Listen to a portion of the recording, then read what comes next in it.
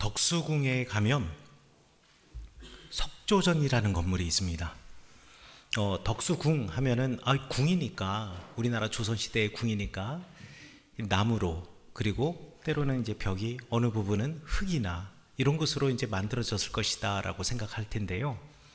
덕수궁 안에 들어가면 국립현대미술관으로 사용되는 곳이나 대한제국 역사관으로 사용되는 건물은 돌로 지어진 건물이고, 또 서구식 건물로 르네상스 양식을 본따서 건물을 만들어 놓았습니다. 그 중에서 이제 가장 오래되고 가장 큰 건물이고 역사적으로 의미가 있는 건물이다 라고 한다면 이제 석조전이라고 하는 건물인데요. 현재는 대한제국 역사관으로 사용되고 있는 이 석조전은 고종 황제 시대 때 1900년에서 1910년 사이, 대략 한 10년에 걸쳐서 만들어진 건물입니다. 그런데 이 건물을 만들 때 이 건물을 만든 이유가 있었습니다. 이 고종 황제가요, 1897년도에 대한제국 수립을 선언했습니다. 그러니까 그 이전까지는 우리나라가 조선시대 조선 왕조의 고종이었는데, 근데 1897년부터는 대한제국으로 됐고, 이제는 조선의 왕이 아니라 중국의 간섭으로부터 완전히 독립해서 스스로를 황제라고 칭하게 된 거예요. 그래서 고종이 이제 왕에서 황제로 바뀌어지면서 이 나의 위상에 걸맞는 나의 처소, 나의 집을 만들어야겠다라는 생각을 했습니다. 그리고 사실 1897년에 이 대한제국을 선포할 그 즈음에 바로 전에 아주 우리나라에서는 치욕적인 역사, 고종 황제에게 있어서는 또 치욕적인 역사가 있었습니다. 우리 아이들이 학교 다닐 때 국사 시간에 반드시 배우는 근대사에 나오는 아관파천이라는 건데요. 아관파천이라는 게 뭐냐? 우리나라 왕이 자신의 신변을 이제 이렇게 보호하기 위해서 러시아 대사관으로 도망을 가가지고 러시아 대사관에서 1년 동안 거주하는 겁니다. 그러니까 러시아 사람들이 우리 고종 황제를 보호해 주는 거죠. 우리 그걸 갖다가 아관파천이라고 하는데요. 그 아관파천이 지난 후에 우리 대한제국이 성립이 되고 난 다음, 내가 좀 창피하잖아요, 솔직히 말해서. 왕이나 되어나서, 그것도 외국의 대사관 건물에 들어가서 1년을 살면서 거기서 정치를 돌보았으니, 그래서 나 아직 살아있어, 그리고 나는 황제야 라고 하면서 자기의 위세를 드러내기 위해서, 그리고 황제에 걸맞는 자기의 권위와 자기의 명예에 맞는 집을 건축하기 위해서, 그리고 이전의 조선과는 달리 대한제국은 근대화된 국가다라는 것을 보여주기 위해서 과거의 건물과는 전혀 다른 돌로 된 아주 멋진 궁전이라고 해야 될까요? 멋진 집을 지었습니다. 그런데 이 멋진 집을 한국 사람, 그러니까 조선 사람이 어떻게 지을 수 있겠습니까? 왜냐하면 조선 사람들, 한국 사람들은 그동안 나무와 흙으로 집을 지었기 때문에 돌로 깎아가지고, 여러분들 뭐 유럽에서 보는 그런 신정 건물이나 이런 것들을 갑자기 지을 수는 없지 않습니까?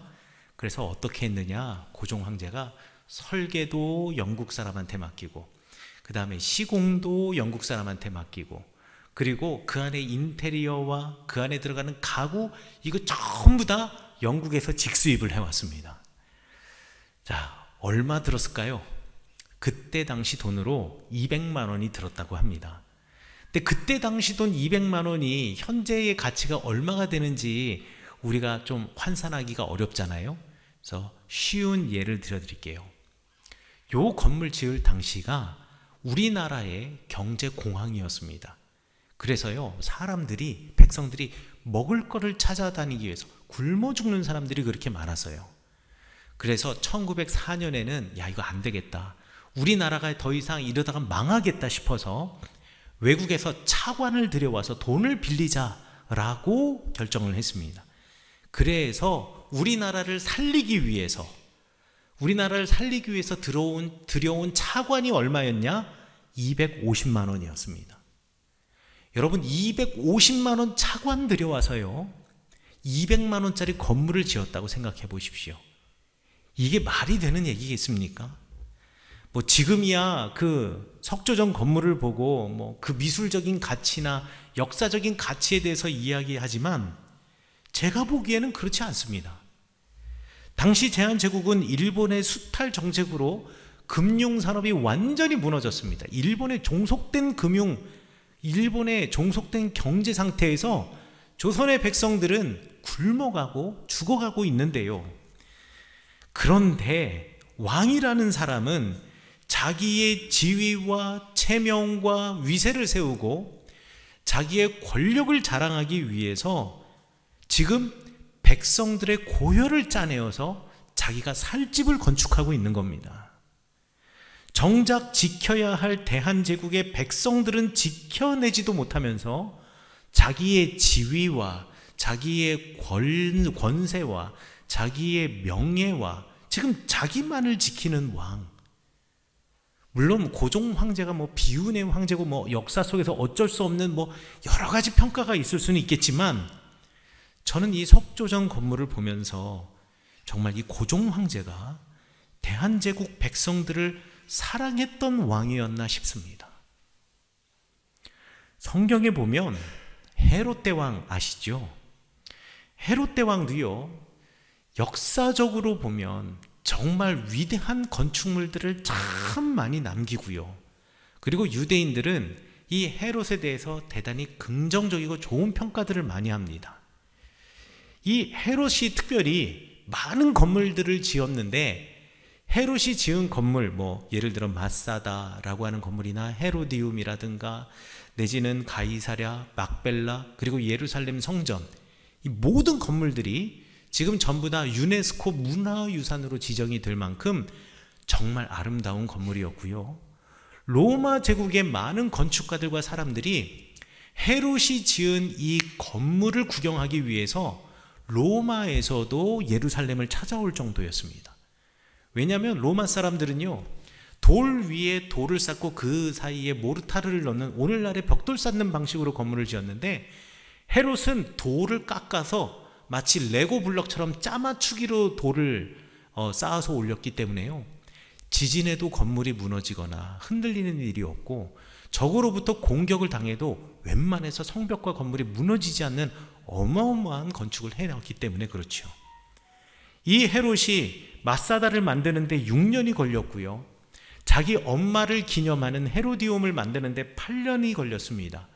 그리고 가이사랴라고 자기를 왕되게 만들어 주었던 로마 황제 가이사에게 감사하다라는 마음으로 해변에다가 황제에게 헌정하는 도시를 만들 때 12년이 걸렸습니다. 그리고 막벨라라는 곳을 건축하는 데는 27년이 걸렸고요, 성전 공사를 하는데 성전을 다시 공사해서 예배 드리는 데까지 성전 공사한 데가 10년이 걸렸고, 이 성전이 마지막 장식과 모든 것을 갖추는 데까지는요 총 80년이 걸렸습니다. 헤롯이 남겨놓은 건물을 보면 정말 이 사람이 얼마나 위대한 사람인가, 얼마나 대단한 사람이라는 건가를 알 수 있지만, 여러분, 헤롯은 이 건물을 세우기 위해서 유다 백성들에게 어마어마한 세금들을 거둬들였습니다. 여러분, 뭐 건물이 그냥 세워지겠습니까? 국민들의 세금으로 세워졌겠죠. 그런데 한 개도 아니고 두 개도 아니고 이 수많은 건물들, 그것도 육중하고 웅장한 건물, 예루살렘 성전은요, 성전의 둘레의 길이만 1km가 되는 그 안에 2만 명의 사람들이 들어갈 수 있는 어마어마한 것이었고요, 막벨라도 지금 여러분들이 막벨라를 가서 보시면 와, 이게 2000년 전에 이거를 세웠다고? 라고 궁금해하실 만큼 놀라운 건물들입니다. 절벽, 기암절벽 400m 위의 절벽, 수직절벽 위에 세워진 마사다의 요새는요, 이스라엘 가는 사람이라면 꼭 한번 가보아야 할 것이고요, 헤로디움이라고 하는 것은 광야 한가운데 만들어 놓은 인공산이에요. 그런데 인공산을 파고 들어가서 인공산 하나 전체가, 그 안에가 그냥 헤롯 전용 별장이라고 생각하면 됩니다. 이 헤롯을 위해서 유다 사람들은 자기의 피를 짜내야 했다라는 거지요. 게다가 헤롯만 세금을 부과했겠습니까? 로마 황제의 치하에 있는 로마 제국의 속국이었으니까 로마 황제가 부여했던 세금도 내야 했는데요, 유대인들이 내는 세금이 어마어마해서 황제가 세금이라는 명목으로 거두어들인 세금 조항만 무슨 세 해가지고 거두어들인 세금만 20종류가 넘었다고 합니다. 그러니 이 유대인들은 그야말로 자기의 삶과 터전을 오로지 전부 다 세금 내는 일에 바쳤다라고도 말해도 과언이 아니다라고 말할 수 있겠죠. 그래서요, 헤롯이 죽었을 때 이 백성들 사이에서 민중봉기가 일어났습니다. 더 이상 이렇게 세금 내고 못 살겠다. 그런데 그 아들 헤롯 아켈레오라고 우리말 성경에 되어 있는데, 이 아켈레오가요, 이 반란을 진압하기 위해서 하루에만 유대인 3,000명을 죽였습니다. 사상자가 아니라 사망자만 3,000명이었습니다.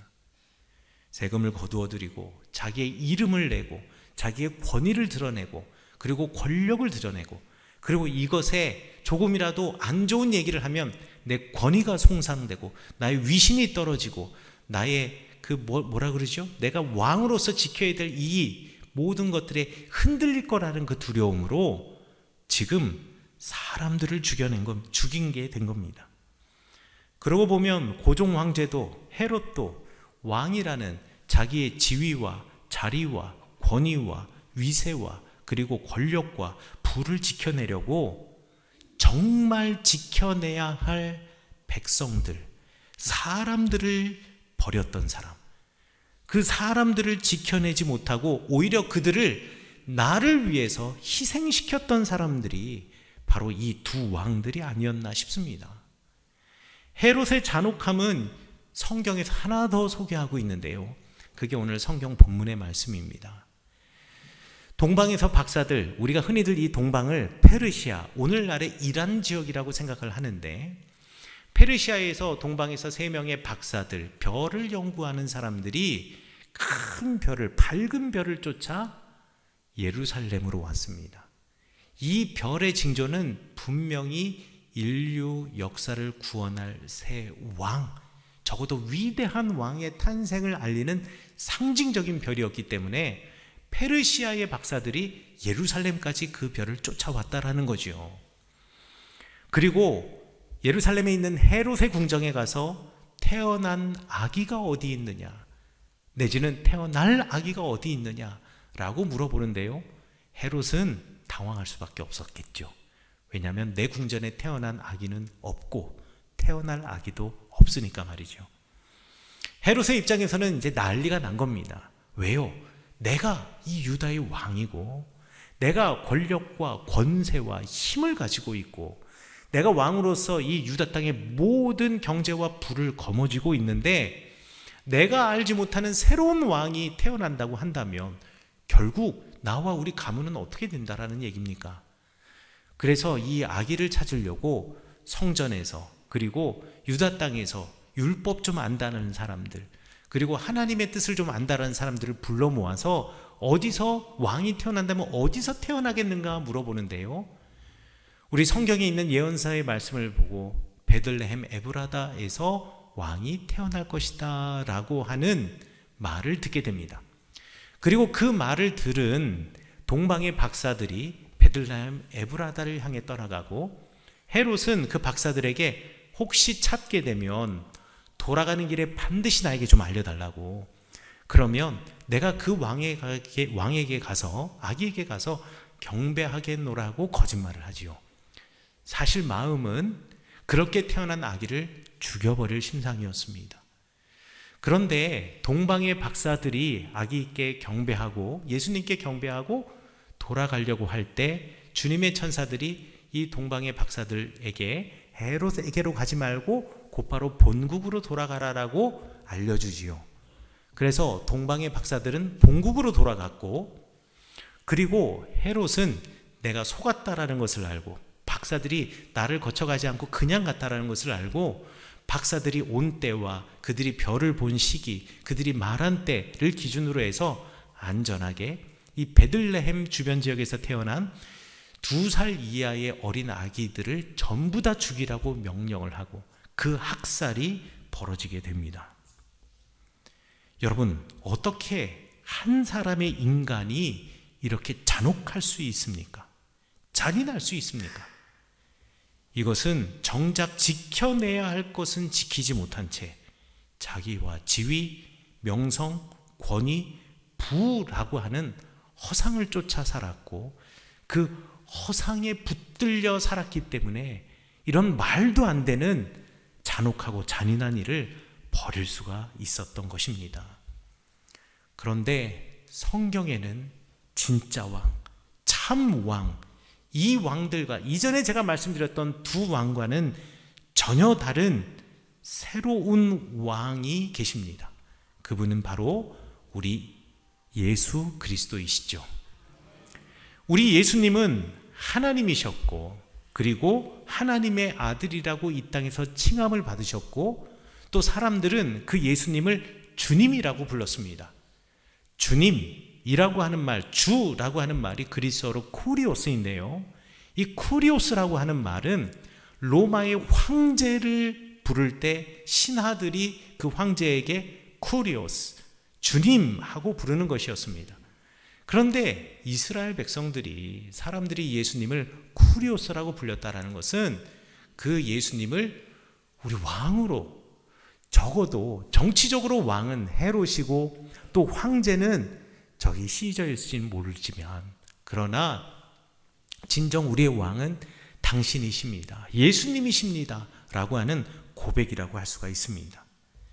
그런데 이 예수님은요, 자기 가마가 지나갈 때 머리를 조아리고 얼굴도 쳐다보지 못하게 하면서 그 지위와 권위를 드러냈던 우리 시대, 우리나라의 왕들과 같지 않게 당시 목동들이 타고 다니던 나귀를 타고 멋진 레드카펫을 걸어가는 것이 아니라 사람들이 깔아놓은 나뭇잎과 나뭇가지를 밟으며 예루살렘으로 들어가시던 겸손하신 분이셨고 또 자기의 권위를 드러내기 위해서 백성들의 고혈을 짜내던 헤롯과 같은 왕이 아니라 자신을 대신하여 그 백성이 노동과 수고를 하지도 않고 오히려 그들을 섬기고 더 낮은 자리에서 그들의 생명을 살리는 왕으로 이 땅에 오셨습니다. 그리고 자신과 자신이 왕된 나라를 지키기 위해서 백성을 희생시키는 것이 아니라 오히려 그 백성 하나님의 자녀를 살리기 위해서 스스로 십자가에서 죽으신 분이 예수 그리스도이십니다. 그 예수 그리스도의 이름의 권위는 너희들이 나를 그렇게 존중해, 존경해, 불러, 나를 그렇게 대우해줘 에서 시작된 것이 아니라 예수님께서 돌아가시고 부활하시고 그리고 부활하신 예수님께서 우리에게 드러내 보이심으로 우리가 스스로 그분을 주님, 하나님의 아들, 부활의 주님, 다시 오실 하나님으로 고백하게 만드셨던 것이 앞의 왕들과 예수님의 결정적인 차이라고 말할 수가 있습니다. 그리고 그 예수님께서 오신 그 성탄절을 기다리고 그분의 재림을 꿈꾸며 기다리는 주간이 바로 이 대림절 주간입니다. 그러면 이 예수님을 왕으로 모신 백성, 우리들은 어떻게 살아가야 할까요? 어떻게 살아가는 것이 그 백성으로서 마땅히 살아가야 할 삶의 태도일까요? 오늘 예수님 탄생 이야기에서 오늘 본문과 관련하여서 저는 제롬이라고 하는 사람에 대해서 소개하려고 합니다. 예수님께서 태어나신 그 베들레헴 예수님께서 태어나신 그곳에는 지금 현재 예수님 탄생교회가 세워져 있는데요. 그 예수님 탄생교회를 확장하고 보수하는 공사를 하는 가운데 그 예수님의 탄생 동굴 바로 옆에 작은 동굴을 또 하나 발견해냈습니다. 이 동굴을 우리는 제롬의 동굴이라고 부릅니다.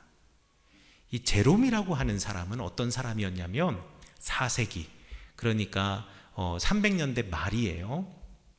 이때 초대교부, 그러니까 초대교회의 중요한 지도자 중에 한 명이었습니다. 이 사람은요, 학식도 뛰어났고 그리고 영성도 깊어서 진짜 대단한 설교자였습니다. 그리고 이 제롬은 초대교회의 역사가였고 그리고 교황청에서 국무대신의 역할을 했던 사람이었습니다. 교황청의 국무대신이라고 하면 교황의 지금 비서실장 정도라고 생각하시면 될 것 같아요. 여러분, 교황이라 그래서 너무 좀 안 좋은 생각 갖지 마시고요. 지금은 뭐 개신교와 구교가 있고 그 다음에 뭐 동방교회와 서방교회가 나눠져 있고 수많은 교파들이 있었지만 당시만 해도 교회는 딱 하나였습니다. 교회 조직이. 그 교회 조직의 가장 존경받는 최고의 머리의 자리에 다마수스 1세라고 하는 교황이 있었던 거고, 그 다마수스 1세의 절친한 친구이자 국무대신 비서실장으로 사실상 교황이 하는 모든 일들을 관리하고 처리하는 일을 이 제롬이라는 사람이 했던 거예요. 그런데 이 다마수스가 18년 교황 생활을 하다가 갑작스럽게 죽음을 맞이합니다. 자, 교황이 연세가 많이 드셔서 이제 곧 돌아가실 때가 된다. 뭐 곧 5년이나 10년 안에 돌아가시겠지. 내지는 병이 들어서 지금 1년, 2년, 3년 아프신데 이러면 곧 이제 하나님 곁에 하나님 나라 가시겠다 생각한다면 사람들 사이에서 그러면 다음 교황은 누구를 하면 좋을까라고 서로 의논도 할 텐데요. 이 다마수스 1세는 건강하시다가 갑자기 돌아가시게 되었습니다. 그래서 교황 선거를 하기 위해서, 교황을 이렇게 추대하기 위해서 이제 그 각 지역에 있는 주교들, 교회 대표들이 전부 다 한 자리에 모였습니다. 우리 이거 콘클라베라고 부르는데요. 그런데 이 콘클라베에서 많은 후보들이 올라왔는데 그 중에 하나가 누구였냐? 제롬이었습니다. 제롬은요, 자기가 이번에 교황이 될 거라고 완전히 확신했습니다. 왜냐하면 갑작스럽게 공석이 된 이 교황의 자리에 교황의 업무를 자기만큼 잘하는 사람이 없으니 행정의 공백이 없이 이것을 전부 다 메워나갈 수 있잖아요. 대단한 행정가였던 이 제롬. 게다가 이 제롬이 기독교 세계의 가장 유명한 신학자였거든요. 그리고 이 제롬이 영성이 깊다 해서 제롬의 설교에 많은 사람들이 은혜를 받아서 또 대단한 영적인 설교가였거든요. 이런 제롬을 모르는 사람은 기독교 세계 안에서 아무도 없었습니다. 그러니 인지도로 보거나 학식의 수준을 보거나 행정의 능력으로 보거나 또 인품과 신앙으로 보거나 나 아니면 누가 교황이 되겠어? 라고 제롬이 생각했던 모양이에요. 그런데 막상 선거가 치루어졌는데요, 제롬이 어떻게 됐을까요? 떨어졌습니다. 제롬이 떨어졌어요. 자, 지금까지 내가 교황의 국무대신으로 있다가 지금 교황의 후보까지 올랐다 떨어졌는데 내가 교황청에서 계속 국무대신 할 수 있을까요? 그렇게 못하겠죠. 그래서 떨어지자마자 384년에 이 제롬이 교황청을 떠나 이집트의 알렉산드리아라고 하는 곳에 가가지고 주교 생활을 하다가 그곳에 정착하지 못하고 다시 베들레헴으로 오게 됩니다. 베들레헴에 와서 예수님 탄생교회 주변의 은둔 공동체에 들어가서 그곳에서 주교의 역할, 베들레헴의 주교 역할을 감당하는데요. 알렉산드리아를 떠날 때도 그렇고 이 제롬이 한 곳에 오래 머무르거나 아니면 그곳에 애정을 가지 못했던 이유는 하나님과 그리고 사람에 대한 배신감 때문이었습니다. 누가 봐도 내가 교황이 되어야 하고 누가 봐도 내가 교황이 될 자격이 있는데 도대체 하나님은 왜 나를 교황이 못되게 하셨을까? 하나님에 대한 원망, 그리고 거기에 선거하려고 모여들었던 교회 대표들 내가 다 알고 다 친한 사람인데 저 중에 누가 나를 안 찍었고 누가 나를 찍었을까? 또는 왜 그들 중에 대다수는 나를 또 안 찍었을까? 라고 하면서 사람에 대한 어떤 배신감 내지는 섭섭함, 아니 이게 사로잡고 있으니 내가 한 지역의 주교로 이곳에 왔으나 목회를 제대로 할 수가 없는 거예요. 머리에서는 자꾸 딴 생각을 하고 있는 겁니다. 베들레헴에서도 마찬가지였어요. 그런데 베들레헴의 예수님 탄생교회를 수리하고 보수하던 중에 제가 동굴이 하나 또 발견됐다 그랬죠? 근데 그 동굴은 무덤이었습니다. 가족 무덤이요. 이 이스라엘은요, 무덤 매장 방식이 가족 무덤입니다. 동굴을 무덤으로 사용하는 거예요. 동굴 안에다가 조그만 방을 만들어 놓고 몇 개를 만들어 놓고 뭐 2개 내지는 3개를 만들어 놓는 가정도 있고요. 사람이 죽으면 시신을 세마포에 싸서 그 동굴 무덤에다가 안치를 해 놓으면 1년이나 2년 지나면 시신이 다 부패하고 썩겠죠. 그럼 뼈만 남아요. 그러면 이 뼈들을 한 곳에다가 이렇게 다 모아 놓는 겁니다. 다 모아 놓는 거예요. 그러다 보면 이 뼈가 모아지는 곳에 할아버지들, 우리 조상들의 뼈에 나의 뼈가 함께 섞이게 되겠죠. 그래서 구약 성경에서는 사람이 죽었을 때 열조에게로 돌아갔다, 조상들에게 돌아갔다라는 표현을 쓰는데 그게 바로 이런 무덤 양식 때문에 그래요. 할아버지의 그 뼈와 손자의 뼈들이 한꺼번에 이렇게 뒤섞여 있는 것이 가족 무덤의 양식인데, 이 무덤은 말이죠, 신기하게 어느 방 하나, 조그만 방 하나가 전부 다 아기들의 뼈만 거기에 묻어 있는 거예요. 이게 전혀 이스라엘식의 뼈를 보관하는 방식, 무덤을 관리하는 방식이 아니거든요. 그래서 사람들 사이에서 소문이 돌기 시작했습니다. 물론 그때 당시에 뭐 과학기술이 발달되었거나 이러면 이 뼈의 주인이 누구고 몇 살이고 언제 죽었고 이거 할 수가 있겠지만 뭐 예전에 그런 게 어디 있었겠습니까? 근데 너무나 독특한 그 무덤의 양식을 보고 사람들 사이에서 떠도는 이야기가 뭐냐면, 야, 이렇게 아이들의 뼈들만 모아 있는 이유는 우리 예수님 태어날 때 우리 베들레헴 땅에서 2살 이하의 어린아기 다 죽이라 그랬는데 그때 학살당하여 죽었던 아기들의 뼈들을 따로 보관해 놓은 것이 아니냐라는 이야기가 돌기 시작을 했습니다. 그게 사실인지 아닌지, 역사적으로 증명할 수 있는지 없는지, 과학적으로 증명할 수 있는지 없는지는 모르겠으나 제롬은 그 말을 듣고 그 무덤을 찾아가지요. 아마 호기심과 내지는 정말일까 하는 의구심, 이런 것들을 가지고 가지 않았을까요? 그런데 그 자리에서 어린아이의 뼈를 보고서는 제롬이 그 자리에서 회심을 합니다. 이 아기들은 태어나서 한 번도 예수님을 보지 못했고, 예수님의 복음 전하는 그 복음도 들어보지 못했고, 세례를 받아본 적도 없고, 그 입술로 예수 그리스도를 나의 주라고 시인한 적도 없었고, 그리고 남들이 누려보지 못한 무언가를 누린 아이들도 아님에도 불구하고 예수님을 위해서 죽어간 첫 번째 순교자가 되었는데, 나는 이 세계에서 사람들의 존경도 다 받아보았고, 남들이 올라가 보지 못할 만한 위치에도 올라가 보았고, 그리고 주님의 은혜로 내가 세례를 받고 하나님의 백성이 되어서 하나님의 나라, 영원한 나라를 약속도 받았음에도 불구하고 내가 지금 교황 하나 되지 못했다라는 이유로 하나님을 원망하고 예수님을 원망하고 교회 공동체를 원망하고 있으니 이런 내가 이 어린 아기들만도 못한 게 아닌가라고 하는 회개가 그 자리에서 터져 나온 거지요. 그리고서는 이렇게 생각합니다. 하나님의 말씀도 잘 알고 예수 그리스도의 말씀도 날마다 읽는 나도 이렇게 살아가는데 하나님의 말씀, 예수 그리스도의 복음을 모르는 저 사람들은 어떡할까? 그때 당시에는요, 사람들이 성경책을 읽을 수가 없었습니다. 거의 다 문맹이었어요. 왜냐하면 성경이 그때 당시에, 초대교회 당시에는 고전 그리스어로 쓰여진 70인역 성경을 읽었습니다. 그러니 그때 당시로부터 대략 700년 전에 그것도 그리스 말로 쓰여진 성경책을 유대 땅에서 사람들이 어떻게 읽을 수 있겠습니까?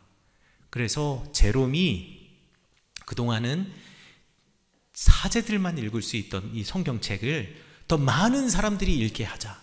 그래서 그들은 하나님의 사람, 예수님의 사람처럼 살게 하자. 나처럼 어리석게 살게 하지 말자라고 해서요, 그 성경을 로마의 공식 언어인 라틴어로 번역하기 시작을 했습니다. 그래서 라틴어로 번역된 성경이 종교개혁 시기에 루터에 의해서 독일어로, 그리고 프랑스에서는 갈뱅에 의해서 프랑스어로, 그 다음에 영국에서는 영어로, 그리고 그 성경책을 가진 선교사들이 중국에 와서는 한자로, 그리고 그 한자 성경을 본 한국 사람들이 다시 언문으로, 그리고 국문으로 쪽복음으로 해서 압록강을 건너 들어와 오늘 우리가 주님을 알게 된 것입니다. 그 모든 시작에 제롬의 번역된 성경이 있었는데요, 이 제롬이 성경을 번역하는 게 쉬운 게 아닙니다. 같은 단어들은 다 같은 단어로 번역을 해야 되니까 정말 꼼꼼하게 번역을 해야 되는 작업인데, 이 성경책을 신구약을 번역하는데 30년이 걸렸습니다. 그런데 이 제롬은 말이죠, 그 아기의 유골이 발견된 그 무덤 있지 않습니까? 무덤의 한 방을 자기의 집무실로 만들어요. 그리고 그곳에서 30년간 번역을 하는 겁니다. 번역을 하면서 제롬도 힘들고 이러면 매너리즘에 빠져서 쉬고 싶고 놀고 싶고 딴 거 하고 싶고 다른 일도 해보고 싶은 마음이 들었겠지만, 제롬은 그러지 않으려고 자기 책상 위에 그 어린아이의 유골 하나를 올려다 놓고 자기의 마음이 흔들릴 때마다 그 유골을 바라보면서 자기를 붙잡았다고 해요. 여러분, 저는 제롬의 이야기를 통해서 하나님 나라의 백성들이 주님 오심을 기다리며 어떻게 살아가야 할까를 배웠습니다. 그것은 무엇이냐? 허상을 붙들고 살아가지 말아야 한다는 것입니다. 이 세상과 우리 교회 공동체와 우리가 가지고 있는 삶 속에서 내가 지위와 명예와 권위와 권력과 부를 추구하는 이 허상을 추구하며 살아가는 것이 아니라 영원한 하나님의 나라와 영생을 추구하며 예수 그리스도의 형제 하나님의 백성으로 살아가는 것이 진정 이 대림절 예수님의 탄생을 기대하며 기다리는 우리 성도들의 삶이 되어야 한다는 것입니다. 여러분, 가끔씩 목회자들도 허상을 쫓아갈 때가 있습니다. 여러분, 목회자들도요, 무슨 감리사니 감독이니 감독회장이니 뭐 이런 거 선거 때가 되잖아요. 난리도 아닙니다. 가끔씩은 보면은요, 물론 다 그런 거 아닙니다. 가끔씩 그렇게 난리가 아닌 사람들이 있어요. 그런 거 보면은요, 저분들은 천국에 갈 수 있을까? 이런 생각이 들 정도로 너무너무 상처받거나 실망할 때가 많아요. 여러분들도 허상을 쫓다가 실망하는 경우 있지 않습니까? 그게 뭐 대단한 거라고, 내가 집사니 권사가 되느니 뭐 장로가 되느니 내지는 무슨 부서장이 되느니 무슨 회장이 되느니 총무가 되느니 이런 걸로 상처받지 않으십니까? 여러분, 허상입니다. 그저 우리에게 주어진 하나의 역할일 수는 있지만 그것이 우리가 주님의 백성으로 하나님의 나라에 가는데 무슨 커다란 영향력이 있겠습니까? 우리는 이 땅에서 내가 허상을 쫓아가며 이 땅에서 내가 상을 받으려고 할 때 하나님 나라에서 받을 상이 없어진다는 것을 기억하셔야 합니다. 우리가 하나님의 백성이라면, 그리고 하나님의 사람이라고 한다면 우리가 해야 할 일은 무엇이냐? 예수님처럼 왕으로 이 땅에 오셨지만 겸손의 왕, 낮아짐의 왕, 자기는 자기가 살고 자기의 위세를 떨치기 위하여 백성들을 희생시키는 왕이 아니라 그들을 살리기 위하여서 나를 죽일 수 있는 왕의 백성으로 더 낮은 자리에서 예수님의 삶의 모습을 쫓아 살아가야 하는 것이 대림절을 보내는 우리 성도들의 다짐이어야 하겠습니다. 사랑하는 성은교회 성도 여러분, 하나님의 사람처럼 이 대림절 기간 아기 예수님 기다리며 또한 다시 오실 재림의 주님을 기다리며 주님 오실 그날 우리가 주님 앞에서 상을 얻기 위하여 그리고 주님의 자녀로 하나님의 나라를 차지하기 위하여 예수님처럼, 예수님 닮아 세상의 허상을 쫓아 살아가는 것이 아니라 주님의 마음을 품고 낮은 자리로 내려가 섬기고 내 삶의 자리에서 주님의 빛을 드러내시는 여러분 되시기를 간절히 축원합니다. 좋은 왕궁을 떠나 마국간에서 태어나셨던 예수님, 그리고 다른 사람의 희생 위에 살아가는 헤롯이 아니라 모든 동물들의 먹이가 되는 구유에 누이셔서 세상 모든 사람들에게 생명과 영혼의 양식이 되셨던 예수님을 본받아 우리도 사람을 살리는 그 일에 앞장서는 여러분 되시기를 간절히 축원합니다.